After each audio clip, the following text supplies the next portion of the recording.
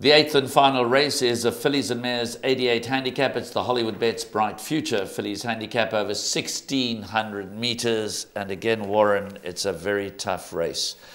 Sean Terry's got a runner drawn in gate 1. That's number 1, Invisible, a 4-year-old grey daughter of Pomodoro. She showed plenty of ability early in her career.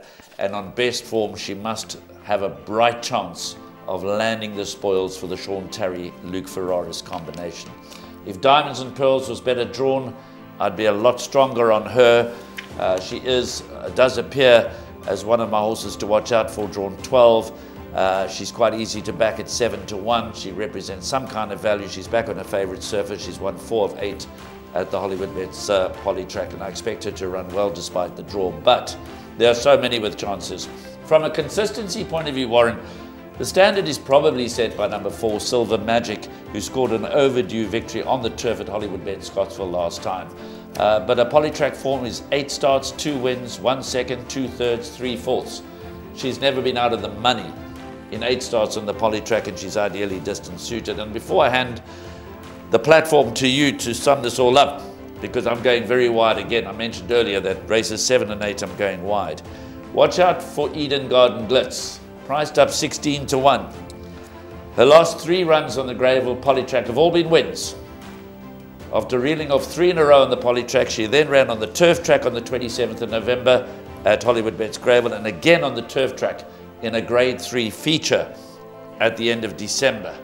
She's been freshened up and she's in a good space, back on her favourite surface. Even Eden Garden Glitz at 16-1 warrants respect. Preferential is held by Diamonds and Pearls, and your filly Marsan could suddenly prefer 1,600 meters. Her only previous start over the trip was not a bad effort.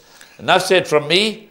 You take us home. Well, I'll talk about Marsan in a moment, but yeah, well assessed by you, Graham. Really well assessed, because you've made some pertinent points there, and it is such a difficult race to close the curtain, to bring the curtain down on the meeting. Silver Magic, oh so consistent. Vian's Pie, the 3-year-old filly, you know, she's done okay. She's lightly raced. She probably, you know, is maybe a little out here, but that's okay. She's lightly raced. She's clearly got ability. She's got to get a mention. But Invisible, who is my firm first choice, and I'm being a bit brave by saying my firm first choice in such a nightmarish of a race. You know, if you look at the average rating column where she's been competing on the Highveld, 94, 87, 95, and the list goes on. Here's an average rating of 84. She's had excuses. If you look at in the comments column, she's had respiratory noises, mouth injuries. She's been slow out. So I think if all goes her way from gate 1, she'll have a smooth run in transit. Taking that she'll go on the poly, I see no reason why she shouldn't. Sean most certainly wouldn't have brought her to town if he didn't think she would go on the poly. So for me, she's going to be my first choice, but nowhere near as easy as that. Marsan, she was drawn dreadfully last time, and at 1,400 she was short. She came back a little dicky. Neat draw. We're looking forward to seeing her over the 1,600 meters, which as she's got older, we believe she wants. She can run with the best of them. She's got issues, we all know that, but she's done us so proud. I'm expecting a fair run from her. Whether she can beat my first choice, that I don't know. The race will tell us. Diamonds and Pearls, as you say, drawn deep, undeniable chance, and like the previous race, we can go on and on. It's difficult.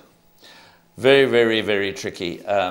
So I again, all I can say is what I've said earlier. I think the last 2 races on this card, both fillies and mares handicaps, you've got to go pretty wide. Sean Terry does hold the key runners in both races. So if you're a Sean Terry fan, you could do worse than Banker Spring Break in the 7th and Invisible in the 8th if you want to go light.